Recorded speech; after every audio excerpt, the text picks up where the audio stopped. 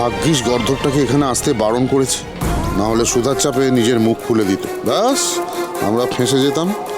কেউ জানেও না আমরা এক্সপায়ার্ড প্রোডাক্ট বিলি করেছি। কয়েকটা এক্সপায়ার্ড বিস্কুট খেয়ে কেউ অসুস্থ হয় না, এসব ষড়যন্ত্র হয়েছে। আমার মন বলছে আমাকে মায়ের চোখে ছোট করার জন্য এসব ওই সুধা তেজি করিয়েছে।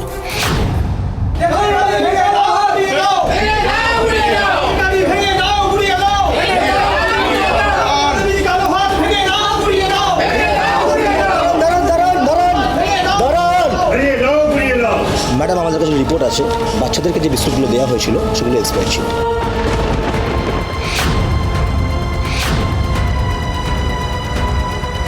না না, এটা হতে পারে না। শুধু তাই নয়, ওতে বিষক্রিয়াও হয়েছে। দেখুন অফিসার, আমি বলছি এটা কিছুতেই হতে পারে। এটাই মিথ্যে কথা। ম্যাডাম, এখানে তো পরিষ্কার, এখানে তো ল্যাব টেস্ট করে রিপোর্টটা নিয়ে আসা হয়েছে। মিস্টার বসু মল্লিক, এসব কি বলছেন? ওনারা সব কি বলছেন? আমি তো বিশ্বাস করতে পারছি না। সুধার র মেটেরিয়ালে গন্ডগোল আছে আমি জানতাম, তো এক্সপায়ার্ড বিস্কিট তো আমরা বাতিল করে দিই, নষ্ট করে দিই আমরা। সেটা অনাথ আশ্রমে পৌঁছলো কি করে? এটা কিছুতেই হতে পারে না। আরে কোয়ালিটিতে গন্ডগোল হতে পারে, টেস্টে গন্ডগোল হতে পারে, কিন্তু কিন্তু একটু বিষাক্ত জিনিস পাওয়া যাবে, এটা হতেই পারে না। মানে এসব অন্য কারোর কাজ, কেউ ইচ্ছে করে এসব করেছে, কিন্তু কে কে কে আপনাদের শত্রু হতে পারে? বসু মল্লিক পরিবারের সব থেকে বড় শত্রু শহরে চলে এসছে। এবার সব শেষ, আর এটাই সেই শেষের শুরু।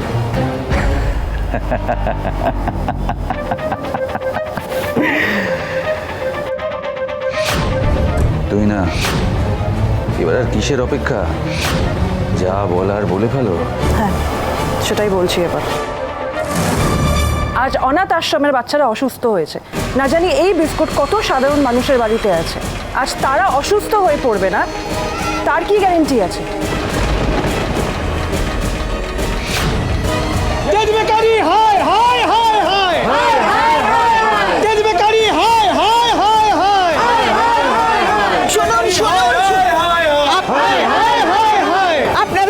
আপনারা শুনুন, কোথাও একটা ভুল হচ্ছে।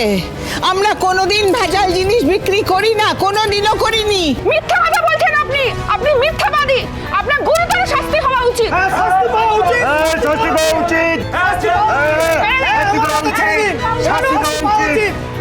সব দিক দিয়ে বসু মল্লিক পরিবারের এমন অবস্থা করো যাতে ওরা সমাজে মুখ না দেখাতে পারে। ওদের বাড়ির বাইরে লোক জড়ো করো, ওরা বুঝুক কত বড় ঝড় উঠেছে।